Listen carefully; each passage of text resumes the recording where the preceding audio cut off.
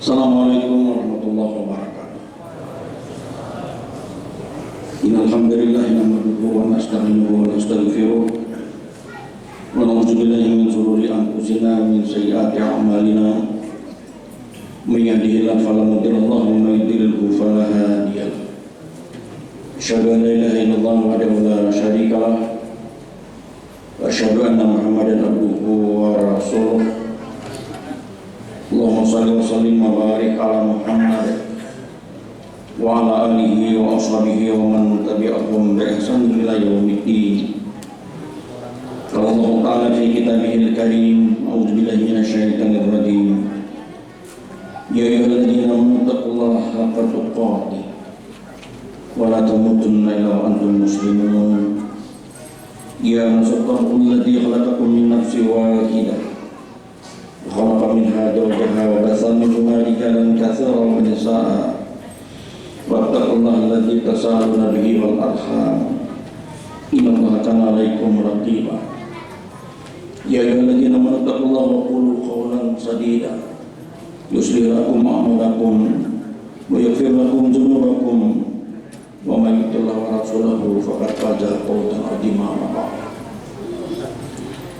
Bapak-bapak, ibu-ibu, saudara-saudara jamaah salat maghrib menjelang salat isya Masjid Al-Furqan rahimahullah, tentu sepatutnya kita memanjatkan puji dan syukur kehadirat Allah Subhanahu wa taala, di mana hingga sampai saat ini kita tetap dalam keadaan sehat walafiat, tetap di bawah limpahan rahmat dan karunia Allah. Dengan izin serta kehendaknya pula berpaut hati kita dengan langkah kaki dan ayunan tangan kita untuk beringat datang ke masjid ini, terutama melaksanakan kewajiban kita salat maghrib berjamaah, dilanjutkan dengan mengikuti pengajian rutin yang dilaksanakan oleh kemakmuran masjid takmir Masjid Al-Furqan pada setiap Sabtu malam Ahad. Semoga pengajian yang kita ikuti selama ini, baik dari maghrib ke maghrib, dari subuh ke subuh, benar-benar dapat menambah pengayaan dan pemahaman kita terkait dengan masalah agama, lebih-lebih yang terkait dengan masalah ibadah kita kepada Allah. Semoga dengan rajinnya, seringnya kita mengikuti kajian-kajian seperti ini, mudah-mudahan kita dapat beribadah sesuai dengan apa yang diperintahkan Allah dan beribadah sesuai dengan apa yang dicontohkan Rasulullah. Karena dua itu nanti yang menentukan kualitas, mutu, nilai ibadah seseorang di sisi Allah Subhanahu wa taala. Apakah ibadah yang kita lakukan memang ada dasar perintah baik dari Al-Qur'an maupun hadis? Kalaupun ada perintah, apakah ibadah itu kita laksanakan berpola dengan apa yang dicontohkan Rasulullah? Dan kita merasakan masih banyak saudara-saudara kita hari ini beribadah tanpa ada dasar. Kita menyaksikan masih banyak orang beribadah tanpa berpola mencontoh kepada Rasulullah. Padahal Rasul bersabda, barang siapa yang beramal ibadah tanpa ada aku perintahkan, kami perintahkan, bahwa ibadah itu akan terjadi. Dan kita bersyukur selama ini kita telah istiqomah, setia, lurus, berpegang teguh dalam beribadah hanya berdasarkan pada Al-Quran dan Sunnah. Semoga ini tetap konsisten kita ikuti, dan kita sering mengikuti kajian-kajian seperti ini juga bagian dari kita mempermudah jalan menuju surganya Allah Jalla wa'ala. Hadis yang mungkin sudah sering kita dengar, patut nanti kita kembali hayati, itu memberi kabar gembira kepada kita yang senang rajin mengikuti kajian-kajian seperti ini. Rasul bersabda, man salaka tariqan la tanisuhi ilma sallallahu lahu bihi tariqan ila jannah. Ini kan kabar gembira, hadis sahih. Barang siapa yang keluar rumah menempuh jalan untuk menuntut ilmu, sallallahu lahu bihi tariqan ila jannah, pastilah Allah akan mudahkan baginya jalan menuju surganya Allah. Nah, kita bagian dari orang yang rajin. Kalau kita hitung-hitung banyak yang di luar masjid, pada di dalam masjid. Jadi kita wajib bersyukur ini. hati kita ringan datang ke masjid. Banyak orang yang sehat, bugar, tapi belum terpanggil untuk datang mengikuti kajian taklim seperti ini. Bapak-bapak dan ibu-ibu jamaah rahimakumullah, di dalam beberapa minggu terakhir ini, media-media mainstream seperti televisi ataupun media-media sosial melalui kanal-kanal YouTube sering memberitakan pondok pesantren Az-Zaitun dengan tokoh sentralnya siapa namanya? Bina tahu ini bertanya Panji Gumilang. Kalau dari sana coba kerjaannya mulai di belakang sudah menyambat juga Panji Gumilang. Berarti 4 juga yang menonton ini televisi lawan YouTube. Kenapa? Karena banyak doktrin-doktrin Panji Gumilang ini kalau dipasang dengan kerangka ajaran kita bukan saja bertentangan dan berseliweran, tapi juga bahkan menyesatkan. Sehingga ada kelompok masyarakat kita yang menyampaikan dan melaporkan ini ke pihak polisian dan sudah ditangani oleh Barreskrim Polri. Ini karena diduga, dari bahasa hukumnya, diduga ada pernyataan dan paham keagamaan yang dianggap menista agama. Jadi kalau sudah menista agama, ini bukan ranah orang Jawa Barat atau orang Indramayu lagi, Jawa Barat di mana dia, tapi sudah menyangkut masalah umat Islam. Sehingga timbullah keresahan dan sampai beberapa kali demonstrasi di kalangan masyarakat kita, dan sehingga ini dianggap membuat kegaduhan lalu ditangani oleh pihak kepolisian. Kita mudah-mudahan banyaknya berseliweran paham-paham keagamaan yang seperti ini, selama kita berpegang pada dua ketentuan yang ditinggalkan Rasulullah, Al-Quran dan Sunnah, pastilah kita tidak akan terpengaruh dengan ajaran ini. Kalau memasang 10 kriteria ajaran sesat yang dipasang oleh majelis ulama, maka yang pertama, paham atau doktrin dari Panji Gumilang ini, dia menyatakan Al-Quran itu bukan kalam Allah, tapi Al-Quran itu adalah kalam Rasul. Jadi dia katakan qala Rasulullah fil Qur'anil Azim. Nah, ini sudah menyangkut akidah. Karena di dalam keyakinan kita, arkanul iman kita, rukun iman kita, salah satunya percayakan kalam Allah, kita tahu. Karena ini sudah merusak akidah.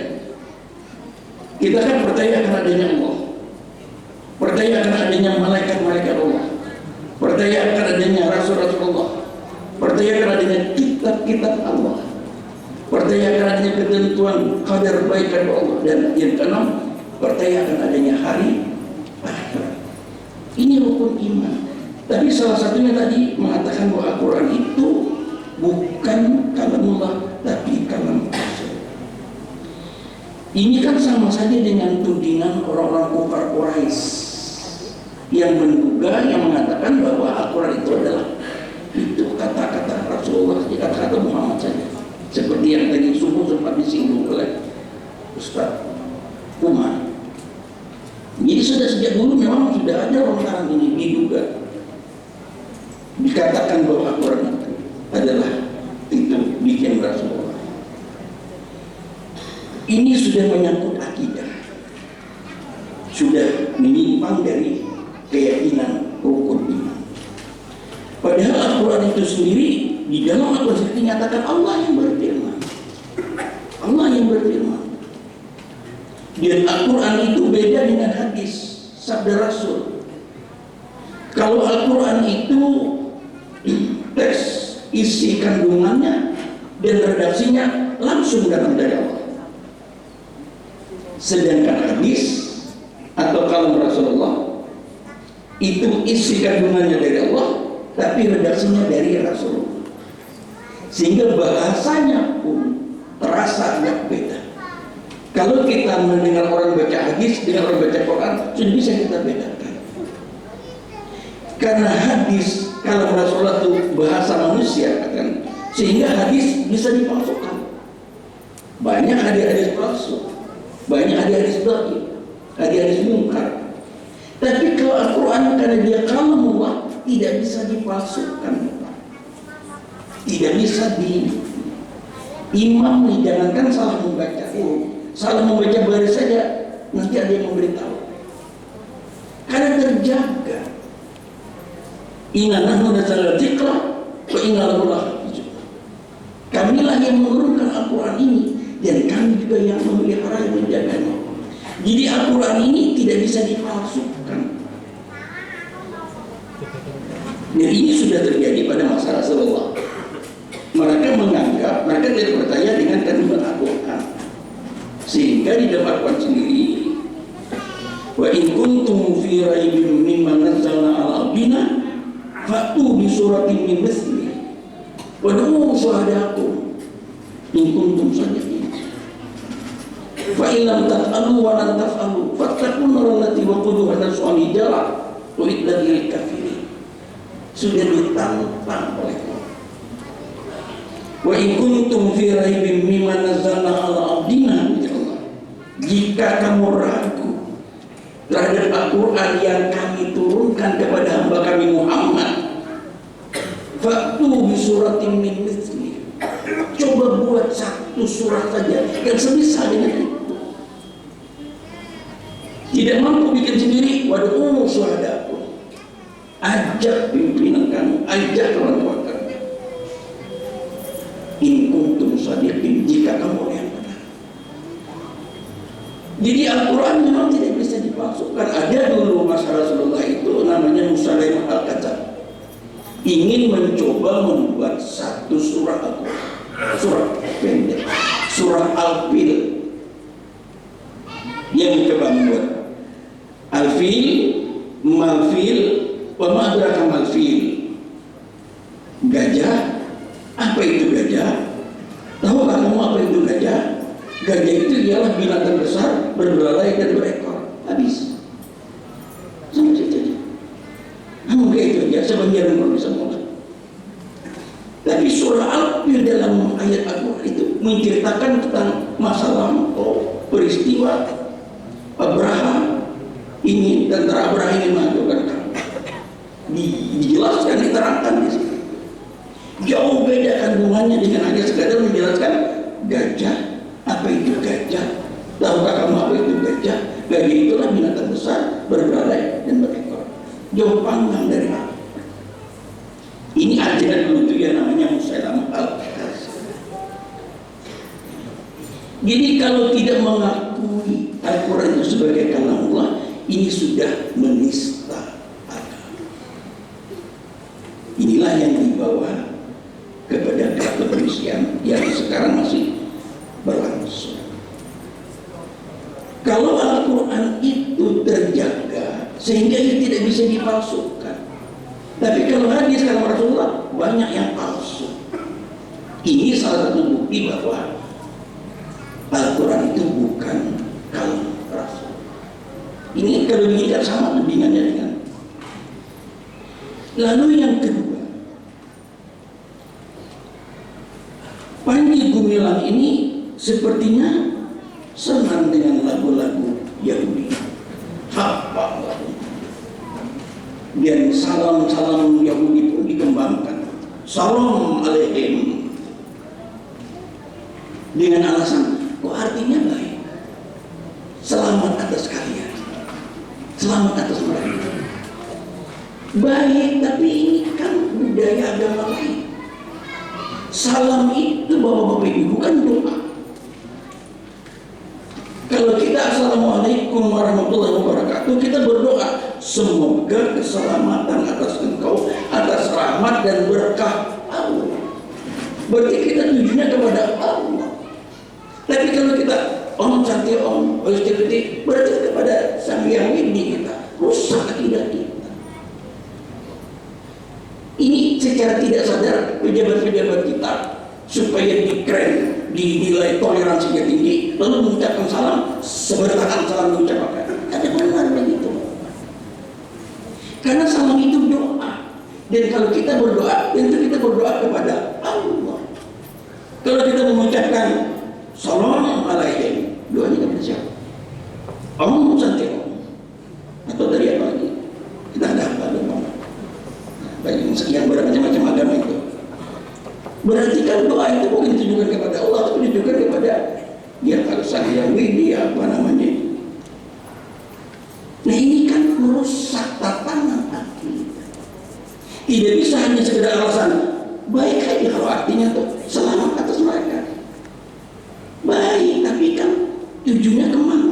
Sedangkan kita sudah mempunyai salam yang baku, yang itu sudah dijadikan ibadah bagi kita. Salat aja kita tidak boleh, salah satu rukun salam kita, rukun salam dan salam. Rukun, meski kita salat sendiri, kita wajib mengucapkan salam. Karena salam itu implikasinya dalam ajaran agama kita dunia dan akhirat, Bapak. Bukan selamat pagi, selamat siang, selamat malam. Jadi kalau kita memahami substansi makna salam itu, Assalamualaikum warahmatullahi wabarakatuh, semoga kesejahteraan, keselamatan terlimpah kepada kalian atas rahmat dan berkah Allah dunia dan akhirat. Sehingga kita tidak bisa mengganti salam dengan sekedar selamat pagi, selamat siang, selamat sore. Ada dulu beberapa tahun yang lalu tokoh agama kita supaya seragam, coba kita kalau siang selamat siang, tidak bisa. Dan kita sudah ada aturan karenanya ibadah yang berkendaraan memberi salam kepada yang berjalan, yang berjalan memberi salam kepada yang berdiri, yang berdiri memberi salam kepada yang duduk, yang sedikit kepada yang banyak, yang muda kepada yang tua. Memberi salam itu sunnah, tapi mendengar salam wajib menjawab. Diatur itu karena dia ibadah. Jadi kita tidak bisa mengembangkan salam orang lain, agama lain, apalagi agama Yahudi. Salam alaikum. Karena ada hadis Rasul, man tasyabaha biqaumin bahwa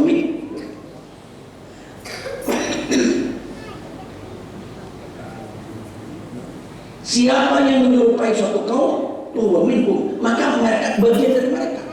Maukah kita dikatakan bagian dari Yahudi? Tentu tidak. Karena Al-Quran sendiri sudah mewanti-wanti kita tidak tanggung-tanggung hanya Allah. Lan tarda ankal yahudu wa lan nasara hatta tattabi'a millatakum. Di situ ada huruf lam dan huruf nun. Itu taukid. Lan tarda sekali-kali tidak akan pernah reda. Dalam bahasa itu mustahil, tidak mungkin reda orang Yahudi dan Nasrani itu hatta tattabi'a millatakum, sampai kamu mau mengikuti milah mereka. Milah itu ajaran inti mereka. Jadi kalau mengikuti gaya-gaya Yahudi, ya bagian daripada mengikuti ajaran mereka. Ini kan juga merusak tataran akidah. Ini bukan hanya sekedar ucapan selamat bagi kalian, selamat bagimu, tapi ini menyangkut masalah tadi Rasul berkata, man tashabbaha biqaum fahuwa minhum. Siapa yang menyerupai suatu kaum, maka dia bagian dari kaum. Dan itu kita tidak mau bagian dari. Dan syukur ya pemerintah kita tetap konsisten selama ini, karena kita tidak mempunyai hubungan diplomatik dengan Israel, dengan Yahudi. Dan tadi ada mau peristiwa olahraga apa itu yang mestinya diselenggarakan di negara kita, tapi karena ada pesertanya salah satunya adalah negara Israel, nah kita menolak. Alhamdulillah apa namanya pemerintah kita masih konsisten untuk meskipun itu event dunia, karena kita tidak memiliki hubungan diplomatik dengan negara Israel. Apalagi kalau kita mau tentang sejarah kemerdekaan kita, Palestina itu orang negara pertama mendukung kemerdekaan Indonesia. Ini bisa dilupakan sejarah. Nah karena itu maka terkait dengan ini, dan itu kita harus hati-hati karena ini juga berseliweran di dalam media sosial. Yang berikutnya Bapak, Panji Gumilang ini menafsir ayat menurut pahamnya sendiri tanpa memakai kriteria atau manhaj ahli-ahli tafsir yang sudah mutabar, keluar dari itu, sehingga ia membolehkan salat dengan berjarak. Ini kan kita lihat pada saat dia melaksanakan salat Idul Fitri, salatnya renggang. Dulu kita sempat salat renggang setahun 2 tahun karena ada masa pandemi. Tapi salatnya renggang itu hanya karena ayat salah dipahami. Ya ayyuhalladzina amanu idza qila lakum tafassahu fil majalis fafsahu yafsahillah lakum. Itu ayat di dalam surah Al-Mujadalah ayat 11. Ya ayyuhalladzina amanu, hai orang yang beriman, hendaklah idza qila lakum tafassahu fil majalis, bila dikatakan kepadamu berlapang-lapanglah kamu dalam majlis, fafsahu yafsahillah lakum, berlapang-lapanglah kamu, niscaya Allah akan memberi kelapangan kepadamu.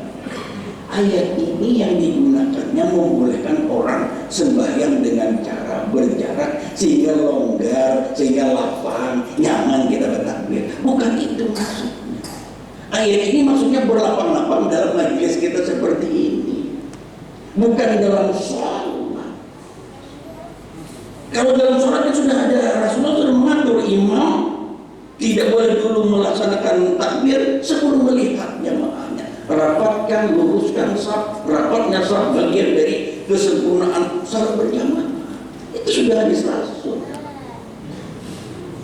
Nah ini kan lalu salah menafsir ayat. Bujur itu artinya ya ayyuhalladzina amanu idza qila lakum tafassahu bil majalis. Hai orang yang beriman, bila dikatakan kepadamu berlapang-lapanglah kamu di dalam majelis, fafsahu yafsahillah lakum, maka lapangkanlah, niscaya Allah akan memberi kelapangan kepadamu. Ada tafsir yang lain, artinya berbuat baiklah kamu kepada orang lain, niscaya Allah akan berbuat baik kepadamu. Ini tafsir, tapi tidak dalam konteks salat lalu boleh berlapang-lapang. Nah ini kan sedikit menyimpang dari kebiasaan kita. Kemudian dia membolehkan wanita atau perempuan jadi khatib. Nah, dikir kita mendilaporkan dirinya jadi khatib. Keluaran kita. Nah, mungkin. Membolehkan wanita jadi imam. Membolehkan wanita menempati saf-saf salat di antara kaum laki-laki hanya dengan alasan toleransi di dalam beribadah. Juga dia membawa ayat bahwa Allah memberi hak yang sama kepada laki-laki dan perempuan. Man amala salihan min dzakarin wa unsa wa huwa mu'min falahu hayatan thayyibah. Barang siapa yang beramal saleh baik laki-laki ataupun perempuan, wa huwa mu'min, sedang dia orang beriman, falahu hayatan thayyibah, lalu Allah memberikan kehidupan yang lebih baik. Maksud di sini Allah memberikan pahala yang sama kepada siapapun baik laki-laki perempuan. Tapi dalam beribadah ada yang menjadi pembatas. Karena mesti harus apa yang dilakukan laki-laki lalu perempuan bisa juga melakukan. Jadi batasnya ini juga salah di dalam menafsir. Sehingga kalau di Amerika itu ada namanya Fatimah Wadud, menjadi imam yang makmumnya laki-laki. Ini karena pengaruh liberalisme dan pluralisme di barat. Nah ini sudah mau merambat ke kita. Kalau ini terjadi karena hancur tatanan paham agama yang sudah lama kita anut dan tidak bersesuaian dengan paham agama yang sudah kita pahami selama ini. Bayangkan kalau saat itu di samping tadi harus dirapatkan, jangan sampai kalau ada renggang syaitan masuk di situ. Rasul dalam sebuah hadis sahih sudah menjelaskan posisi saf kita itu. Imam laki-laki, di belakang imam laki-laki dewasa, di belakang laki-laki dewasa anak-anak laki-laki. Di belakang anak laki-laki perempuan dewasa, di belakang perempuan dewasa anak-anak perempuan. Itu aturan di dalam hadis Rasul. Jadi tidak boleh perempuan menempati posisi di depan dengan eksekutif. Lalu dia mencontohkan seperti di Mekah, di Madinah. Kenapa orang seperti itu? Ya di Mekah, di Madinah itu pertama situasinya sudah agak kredit, ya agak darurat. Yang kedua, di Mekah Madinah pun kalau laki-laki dan perempuan itu agak sama, tapi dia ada kotaknya, ada bloknya. Kadang ada yang nyampur begitu. Di sini ada blok perempuan, ya sebenarnya mungkin laki-laki, tapi tidak bisa dimasuk campur seperti itu. Hanya sekedar alasan itu lalu dia juga membolehkan. Kemudian Bapak, ia mengatakan bahwa masjid-masjid di tempat kita ini hanyalah tempat orang-orang yang putus asa. Di YouTube itu Bapak bisa dilihat. Kita ini kedatangan ke masjid, kita tahu masjid yang ada itu hanya satu di Vatikan. Kita tidak tahu apa ini maksudnya. Apakah ini tidak penistaan terhadap agama? Dan katanya masjid-masjid kita di Indonesia ini tidak bisa disebut sebagai pusat peradaban umat. Karena apa? Karena tempat kita ini tempat pungutan uang dengan menjalankan kotak amal. Kadang mungkin dengan masjid kita ini selama masih jalanan ini berjalan sebagai tempat peradaban. Ini kan menyakitkan. Karena apa? Karena dia menganggap di sini tempat orang putus asa berdoa. Kemudian dia juga mengatakan bahwa orang kadang perlu bercita-cita mati di tanah suci, di Arab atau di Madinah atau di Mekah. Indonesia ini adalah tanah suci. Hanya dengan memahami salah satu bait lagu Indonesia Raya bahwa ini dikatakan tanah suci. Lain maknanya tanah suci dalam pengertian konteks beragama. Jadi kedosa berupaya untuk naik haji ke tanah suci, Indonesia di tanah suci. Nah ini kan paham yang bertentangan, tidak bersesuaian dengan paham agama yang sudah kita anut. Ada juga di kanal YouTube itu sebelahnya Panji Gumilang, sebelahnya apa namanya Abu Samad tentang salah penutup doa. Ujar Gumilang, bagaimana doa mau dikabulkan oleh Allah? Doa penutupnya amin. Musiknya doa penutupnya itu alhamdulillah. Kan itu dia. Kalau kita katakan amin itu kita ini kan tahu mudah-mudahan dikabulkan amin. Kalau mudah-mudahannya itu masih mengharap seperti orang tua. Mudah-mudahan sedang kita diberi duit oleh orang tua, mudah-mudahan selasa akan diberi pulang. Itu orang nggak bisa begitu. Alhamdulillah untuk berbaik. Nah ini juga kan padahal di dalam Al-Quran, di dalam Al-Quran, bila kamu sampai pada kalimat Allah ini ucapkanlah amin. Kan orang tadi itu kan doa sebelum itu, tunjukilah kami jalan yang lurus, bukan jalan-jalan sesatnya, berikan nikmat. Walau amin, itu kan doa penutup. Mudah-mudahan semoga ini dikabulkan.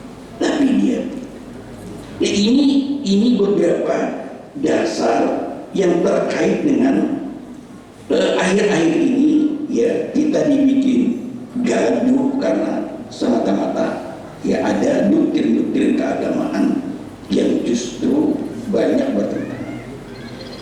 Padahal kalau kita mengikuti apa kata Rasulullah, beragama ini kan mudah. Rasul bersabda, kalau kita berpegang teguh pada Al-Quran yang sudah kita pahami, ada terjemahan, berpegang pada sunnah-sunnah Rasul, taraktu fikum amraini lan tadillu ma tamsatu bihima kitab Allah wa sunnah.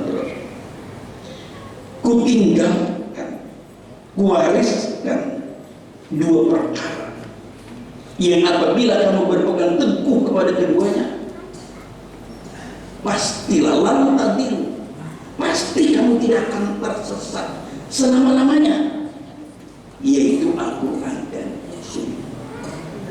Itu aja yang kita raga papan, itu aja yang kita. Karena itu apabila kita berselisih tentang suatu perkara, faruddu ilallah wa rasul, kembalikan kepada Allah dan Rasul. Kalau kita berselisih dalam suatu perkara, rujukannya apa? Al-Quran, Sunnah. Kalau sebanyak berdebat macam-macam, kembalikan ke sana. Kalau kita misalnya orang mau marina, kenapa sampai mahkamah 7 hari? Kenapa sampai mahkamah Nyalawi? Kenapa sampai mahkamah 40 berapa lagi? Kenapa sampai 100? Bahwa kita rujuk, ada aturannya?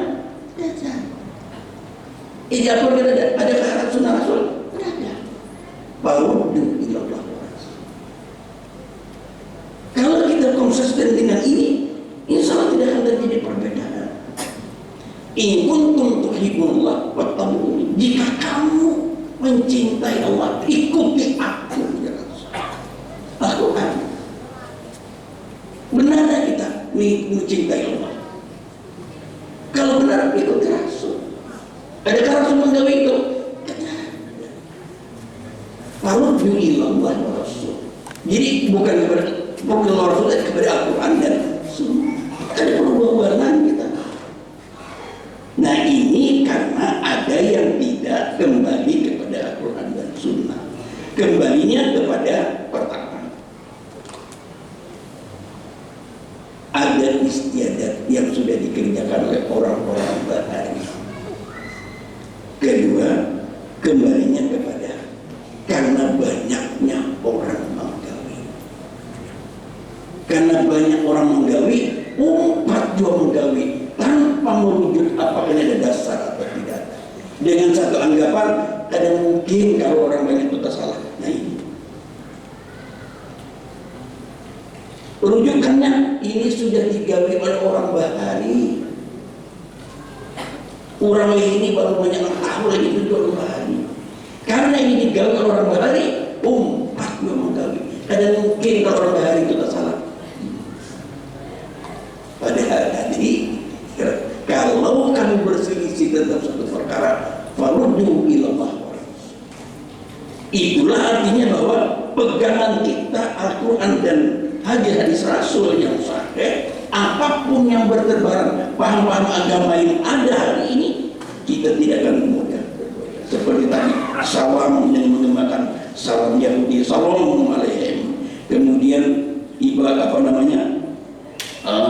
salat dibolehkan dengan perempuan, dengan jadi khatib, dengan berenggang, menafsir ayat yang salah, menafsir ayat yang tidak salah. Salah menafsir ayat akan berdampak pada perilaku beragama. Salah memahami ayat akan berakibat salah dalam berperilaku. Dulu belum pernah contohkan di sini. Di Kandangan itu ada namanya Desa Kayu Abang. Di situ ada gurunya, ada ustadznya, ada taklimnya, ada kitabnya, kemudian ada ayatnya yang menjadi pembenar, sehingga hampir sekampungan orang di situ kada bersumber dianan lagi. Kami sudah datang ke langgarnya di situ, langgarnya itu agak sedikit kotor, bapak banyak sudah tahi tikus, tahi cacat, karena sudah kada peti disumbangi orang lagi. Karena ada paham mereka sudah tamat sembahyang, dan kasusnya ini sudah dibawa ke pihak ke pengadilan.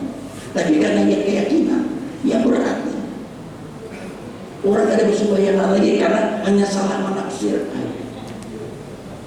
Dianggapnya sudah tamat, sudah tuntung. Bukan tapi yang masih sembahyang itu belum lagi, belum sampai. Karena apa? Karena masyarakat kita yakin ada ulamanya, mungkin ulangnya karena mempublikasikannya ada. Kemudian ada kitabnya, ada masjid taklimnya, ada ayatnya. Yang sering dibawakan itu ayat surah ayat 99. Wa'bud rabbaka hatta ya'tiyakal yaqin. Wa'bud rabbaka, sembahlah Tuhanmu hatta ya'tiyakal yaqin, sampai kamu yakin. Nah, kami ini sudah yakin dengan Allah, cukup iring saja, ingat saja, dan sembahyang lagi. Hubungannya ini baru sampai lagi ingat lagi sembahyang saja. Padahal ayat itu artinya wa'bud rabbaka hatta ya'tiyakal yaqin, sembahlah Allah sampai kamu mati. Itu ayat yang diterjemahkan secara hak oleh orang. Selama kita masih hidup, kita diminta untuk beribadah. Jadi kalau diartikan sembahlah Allah sampai kamu mati, sampai kamu meninggal dunia. Ini tidak sembahlah Allah sampai kamu yakin. Ya, kami yakin, yakin kami. Ini pengaruh pengajian Nur Muhammad. Selidik-selidik di situ karena ini pengajian Nur Muhammad yang mempengaruhi masyarakat di situ, sehingga banyak orang ada bersumbahyangan. Nah, mahasiswa kan KKN di UIN itu setiap semester kami taruh di situ, tapi ada mempan doa, tetapi doa ini. Setelah ditelisik-telisik, nang ada sembahyang tadi, pengen tamat sembahyang tadi, ternyata ujung-ujungnya dasar sejak awalnya itu harus sembahyang. Jadi mau dia kayak terlanjur sudah ada ulamanya, ada taklimnya, ada kitabnya, ada ayat. Seorang sudah ada timur dulu, ada yang menjurakan 4 lagi tanpa akhirnya. Salah juga lagi. Dasar orang nggak ada penyembahyang juga. Nah, ini kenapa?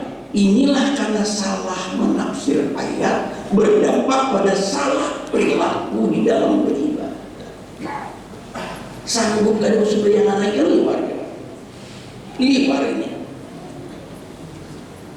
Kekufuran, keingkaran yang paling besar itu orang sudah menganggap salat itu biasa, ditinggalkan salat ada apa lagi? Ini berat. Kalau meninggalkan salat masih ada jeng dan ada nyaman, itu masih. Tapi kalau sudah meninggalkan salat biasa, wah ini sudah hatinya mati menolak kebenaran. Maka kalau sudah hati mati itu berarti sumu bukmun umyum fahu la yarja.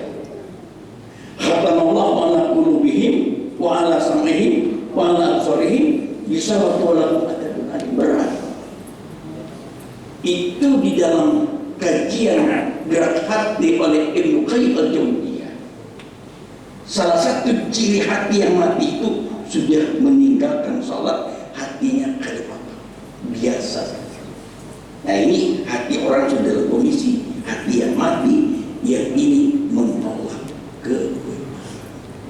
Nah, inilah barangkali kajian kita. Ini karena memang kita sering disuguhi oleh YouTube, oleh televisi dengan berita-berita terkait dengan pondok pesantren Az-Zaitun dengan tokoh sentralnya Panji Gumilang tadi, sehingga masyarakat kita dibikin resah dan oleh Majelis Ulama diduga, ini bahasa hukumnya diduga dari ajaran sesat kalau dipasang dengan 10 kriteria ajaran sesat yang ditetapkan oleh Majelis Ulama. Mudah-mudahan Allah Subhanahu wa taala tetap mengistiqomahkan akidah kita, iman kita selalu berada di jalan Allah Subhanahu wa taala, yang ujung-ujungnya kita bisa masuk surganya Allah jannah. Subhanallah bihamdika asyhadu an la ilaha illa anta astaghfiruka wa atubu ilaik. Sallallahu maafkan bila taufiq wal hidayah. Assalamualaikum warahmatullahi wabarakatuh.